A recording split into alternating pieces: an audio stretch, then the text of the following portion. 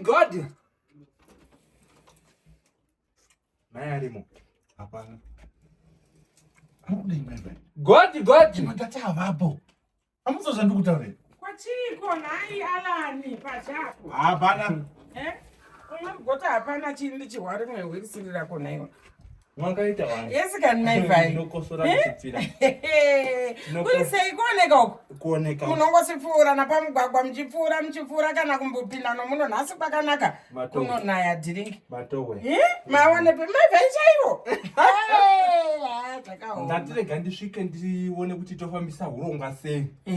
Gore ranga rapera ndiri ndega. Ko iwe chiko ndida kunzwa urongwa pamwe ndiri kudedzwa kumuchato pamwe ndiri kukoka betete. Ngamonoprofita muchato.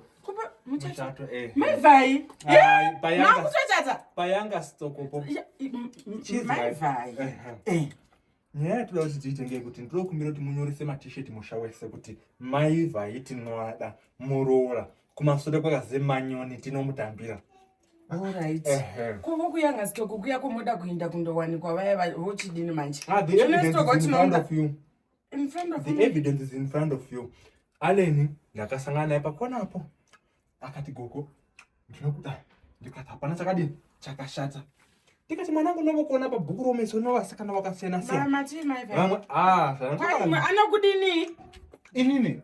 Iwe unoda kudini? Inini ndikada chembere yakadai so inini. Iwe chembere ndiani? Imimi. Saka imimi. Imimi ndoswara ndichida kupa chembere yakadai so inini. Unoziva kuti kunyorera kwandiri kuita kupererwa kwokuti iwe ungandosvika uchindokudza mai. Mupererwi tiri mu21st century amupererwi. 21st century yokudini? The berry yaunotaura berry yekupi yaunotaura hakuna zvebhera raunotaura panoti kwanzi sweeter the juice. Iwe ndoda kuti upinde mumba mawiti zvokuti kwai mwakora kuchudza chembere yakadai kuti kwai unoda kudanana naye kudii kwacho. Iwe ndo zvaunozorera mundi wadiwa kuti ufambe parapo uchaurwa nepwere nembwa dzamunomusoro. Hakuna zvaunoti kwai unoda kutaura kuti kudini iwe. If you know what's best for you. Iwe uinoparirwa na ale ndinondiparira.